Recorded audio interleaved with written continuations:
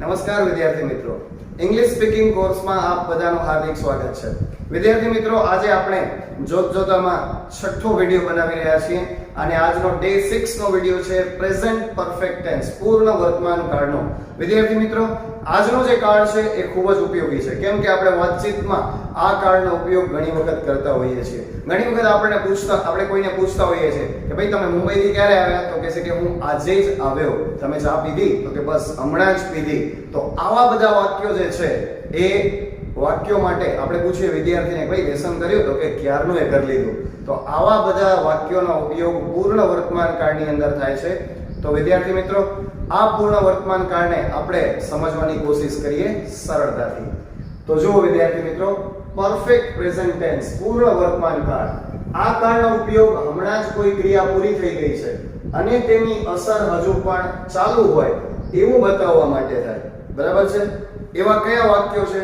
તો કે ભાઈ મારા પપ્પા ક્યારનાય ઘરે આવી ગયા છે. તો my father has already arrived at home. My father has already arrived at home. આ વાક્ય આપણે લખી લીધું છે. બીજા વાક્યોને આપણે હવે સમજીએ છીએ પછી. હવે વિદ્યાર્થી મિત્રો, આપણે એ જોવાનું છે કે આ જે કાળ છે એમાં કયા એવા શબ્દોનો ઉપયોગ થશે. તો કે સમય સૂચક શબ્દો જે છે એમાં હમણાં જ એટલે કે જસ્ટ અને જસ્ટ નાઉ. ત્યાર પછી કદી અથવા તો ક્યારે, એવર એ પ્રશ્નાર્થ વાક્યની અંદર વપરાય. ક્યારનું એને કહેવાય ઓલરેડી. તાજેતરમાં એટલે કે રિસેન્ટલી. આપણે જાણીએ છીએ કે તાજેતરની અંદર જમ્મુ કાશ્મીરમાં પહલગામમાં જે હુમલો થયો, બરાબર, તો એ ઘટના હાલમાં બનેલી ઘટના છે. ઘટના પૂરી થઈ ગઈ, પરંતુ હજુ પણ આપણા દિલ અને દિમાગમાં આની અસર ચાલે છે. તો એના માટે પૂર્ણ વર્તમાન કાળ વપરાય. ત્યાર પછી જ્યારથી અને ત્યારથી, તો એના માટે સિન્સ અને ફોર વપરાય. ત્યાર પછી ક્યારેય નહીં, નેવર, કોઈ દિવસ નહીં, તો એના માટે નેવર નો ઉપયોગ થાય છે. તો વિદ્યાર્થી મિત્રો, આટલા શબ્દો તમારે યાદ રાખવાના પૂર્ણ વર્તમાન કાળને ઓળખવા માટે. હવે આપણે સમજીએ કે ભાઈ પૂર્ણ વર્તમાન કાળ માટે કયા એવા શબ્દો સહાયકારક ક્રિયાપદો વપરાશે. તો કે હેવ અને હેઝ. આ બે ક્રિયાપદોનો ઉપયોગ થશે. આ બે ક્રિયાપદની સાથે ક્રિયાપદનું ત્રીજું રૂપ, આ સહાયકારક ક્રિયાપદ છે, એની સાથે ક્રિયાપદનું ત્રીજું રૂપ વપરાય. બરાબર છે? તો હવે આપણે જોઈએ, આઈ હેવ પ્લેડ, હું રમ્યો છું. વી હેવ રેડ, અમે વાંચ્યું છે. યુ હેવ વોચડ, તે અથવા તો તમે જોયું છે.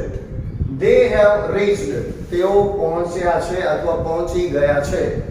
ત્યાર પછી છે he has written, તેણે લખ્યું છે. she has finished, તેણીએ કાર્ય કોઈ પણ છે એ પૂરું કર્યું છે. અને it has eaten, તેણે ખાધું છે અથવા ખાઈ લીધું છે. તો વિદ્યાર્થી મિત્રો, આવી રીતે આપણે પૂર્ણ વર્તમાન કાળને સમજવાની કોશિશ કરીએ. અહીંયા કેટલાક ઉદાહરણ લખ્યા છે કે મારા પપ્પા ક્યારનાય ઘરે આવી ગયા છે. રામ હમણાં જ દુકાને ગયો છે. મેં હજુ સુધી અક્ષરધામ જોયું નથી. અને તમે કદી મુંબઈ ગયા છો. આવા જે વાક્યોનો આપણે આપણી વાતચીતમાં ઉપયોગ કરીએ એના માટે પૂર્ણ વર્તમાન કાળ વપરાય. તો હવે આપણે આ વાક્યોને અંગ્રેજીમાં ટ્રાન્સલેટ કરીએ, અંગ્રેજીમાં એનો અનુવાદ કરીએ. પહેલું વાક્ય અહીં બનાવેલું છે, my father has already. જુઓ, આ ક્યારનાય છે ને એના માટે શબ્દ વપરાય already. હવે પૂર્ણ વર્તમાન કાળના સમય સૂચક શબ્દો છે ને એ મોટા ભાગના છે ને વાક્યની વચ્ચે વપરાશે. એટલા માટે અહીંયા ઓલરેડી વચ્ચે છે. my father has already arrived at home. arrived ની જગ્યાએ તમે કમ પણ લખી શકો. બરાબર? બીજો, રામ હમણાં જ દુકાને ગયો છે. તો કેવી રીતે બનશે? સૌથી પહેલા કરતા રામ એક જ વ્યક્તિ છે એટલે હેઝ વપરાય. રામ હેઝ. વર્બ 3, ગયો. ગયો એટલે ગોન થાય, GONE. ગો, વેન્ટ અને ગોન. રામ હેઝ ગોન, ક્યાં? દુકાને. Ram has gone to the shop. હમણાં જ એટલે જસ્ટ નાઉ. અને જો માત્ર આપણે જસ્ટ નો ઉપયોગ કર્યો હોત તો રામ હેઝ જસ્ટ ગોન. અહીંયા આવે જસ્ટ, હેઝ પછી જસ્ટ આવે. આપણે જસ્ટ નાઉ લીધું, એ છેલ્લે આવે. બરાબર છે? Ram has gone to the shop just now. મેં હજુ સુધી અક્ષરધામ જોયું નથી. તો હજુ સુધી, એના માટે વિદ્યાર્થી મિત્રો એક શબ્દ બાકી રહી ગયો લખવાનો, હજુ સુધી.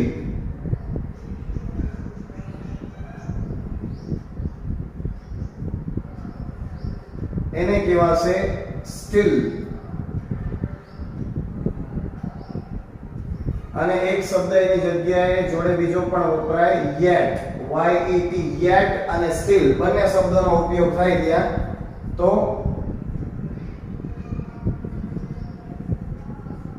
I have, આ નકાર વાક્ય છે.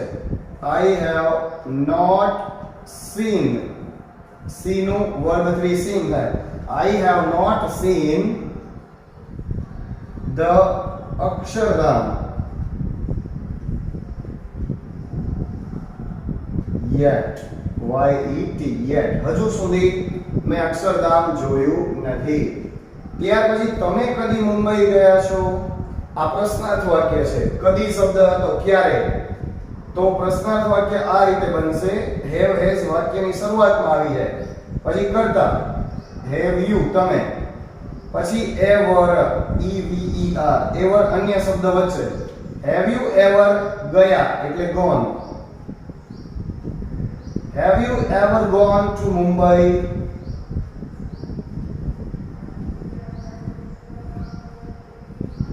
આ રીતે વાક્ય બને.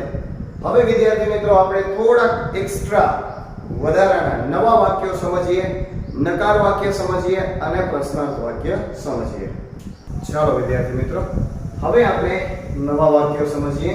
મેં હમણાં જ ચા પીધી છે, મેં મારી પેન ખોઈ નાખી છે, અમે અરજી મોકલી છે, મને હજુ સુધી તમારો મેસેજ મળ્યો નથી, હું તમારું નામ ભૂલી ગયો છું. આ બધા વાક્યોને આપણે જો અંગ્રેજીમાં ફેરવવા હોય તો એની નાનકડી વાક્ય રચના આપણે યાદ કરી લઈએ. બરાબર?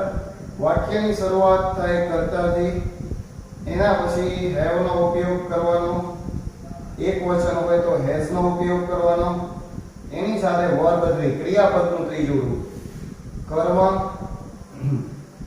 અને છેલ્લે અન્ય શબ્દો એટલે કે અધર વર્ડ્સ, OW. આ વાક્ય રચનાનો ઉપયોગ આપણે અહીંયા કરવાનો છે. સૌથી પહેલા કરતા, મેં એટલે I સાથે have વપરાય, આપણે આગળ જોયું. બરાબર? હમણાં જ I have just, પહેલા આપણે just now જોયું હતું, હવે just લઈએ. I have just શું કર્યું છે? ચા પીધી છે.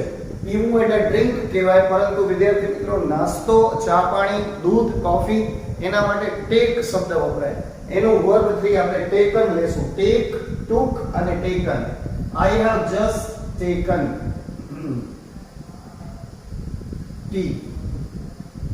બસ આ રીતે થાય. I have just taken tea અથવા તો I have taken tea just now. આ રીતના લખી શકીએ. મેં મારી પેન ખોઈ નાખી છે. I સાથે have, ખોઈ દેવું એને lost કહેવાય. I have lost my pen. I have lost my pen. મારી પેન ખોઈ નાખી છે. અમે અરજી મોકલી છે. અમે એટલે we, એની સાથે have. We have. અરજી એપ્લિકેશન કહેવાય, મોકલી એને sent કહેવાય, SENT.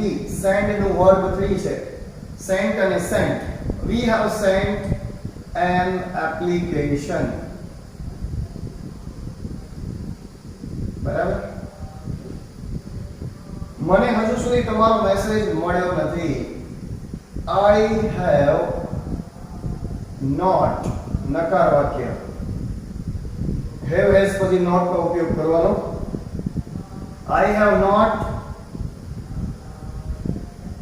તમે got પણ લખી શકો અને received પણ લખી શકો. I have not got your message yet. બરાબર? હું તમારું નામ ભૂલી ગયો છું. I have forgotten. Forget, forgot અને forgotten. I have forgotten your name.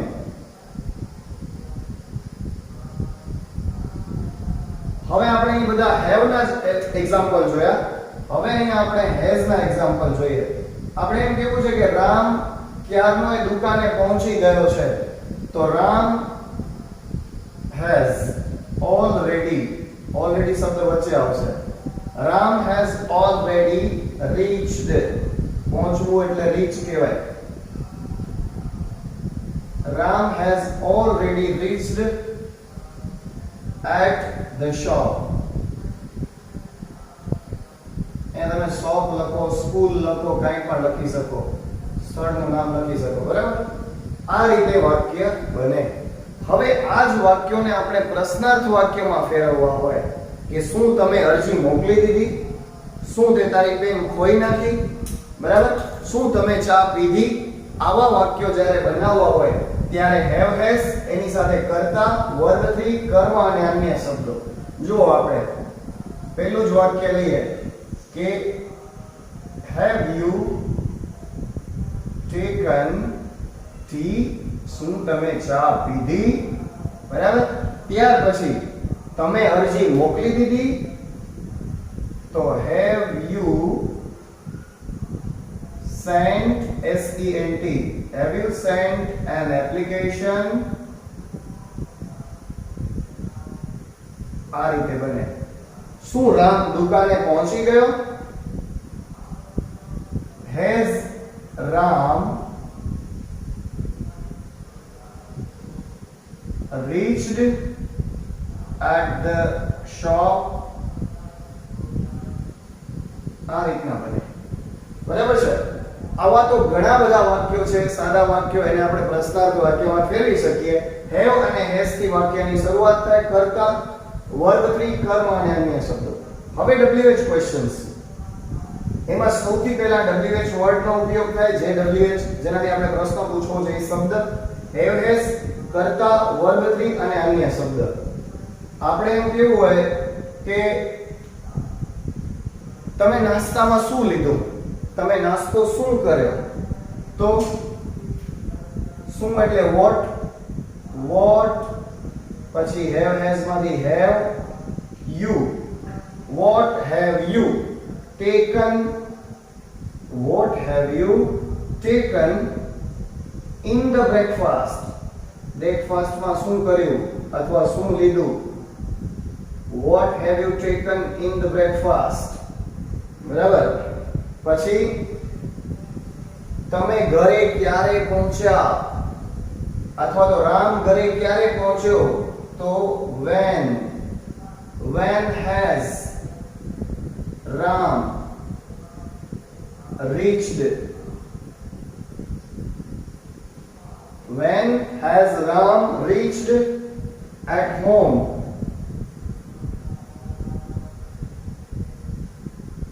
આવી રીતે ઘણા બધા વાક્યો આપણે બનાવી શકીએ. હવે વિદ્યાર્થી મિત્રો, આ બધા જ વાક્યો, આ ટેન્સની પ્રેક્ટિસ, આનું મટીરીયલ, હવે એની જો તમને જરૂરિયાત પડે તો એ મટીરીયલ પણ આપણે અત્યારે બનાવી રહ્યા છીએ. અને પૂરેપૂરો સ્પોકન ઇંગ્લિશનો એટલે કે ઇંગ્લિશ સ્પીકિંગ કોર્સ તમારે ખરીદવો હોય તો એ પણ આપણે ટૂંક સમયમાં તમને પ્રોવાઈડ કરી દેશું. તમે આરામથી ઘર બેઠા એ તમને મળી જશે અને એ તમે મેળવી અને આરામથી પ્રેક્ટિસ કરી શકશો. અને મારી સાથે લાઈવ સેશનની અંદર પણ તમે જોડાઈ શકશો. અને ક્યારેક મોકો મળશે તો આપણે એવા જે આપણા વિદ્યાર્થીઓ છે એ વિદ્યાર્થીઓની સાથે બેસી અને લાઈવ ડિસ્કશન, ઇંગ્લિશની અંદર ડિસ્કશન કરતા પણ આપણે તમને બતાવીશું કે જુઓ વિદ્યાર્થીઓ, આ રીતે YouTube પર શીખીને પણ અંગ્રેજી બોલતા થઈ જાય છે. આ માત્ર એવું નથી કે ભાઈ તમે જુઓ અને ટાઈમ પાસ થાય, તમે અંગ્રેજી ખરેખર શીખી શકો છો. એવી પણ આપણે ગોઠવણી કરીએ છીએ. ટૂંક સમયની અંદર એવો પણ આપણે એક આયોજન ગોઠવીશું જેમાં મારા વિદ્યાર્થીઓ મારી સાથે અંગ્રેજીમાં વાતચીત કરતા હોય એ પણ તમે લાઈવ નિહાળી શકશો. બરાબર છે? તો વિદ્યાર્થી મિત્રો, ખાસ કરી સમય કાઢી અને વિડીયો જોતા રહો. તમારા મિત્રોને, સગા સંબંધીઓને બને એટલા તમારા WhatsApp ગ્રુપની અંદર આ YouTube ની લિંકને તમે શેર કરો અને એમને ખાસ કહો કે ચેનલ સબસ્ક્રાઇબ કરે, બેલ આઇકન દબાવી દે, જેથી કરીને લાઈવ સેશન્સ અને ઘણા બધા વિડીયોઝ તમને જોવા મળે અને તમે આરામથી બેઠા બેઠા અંગ્રેજી શીખી શકો. ધન્યવાદ.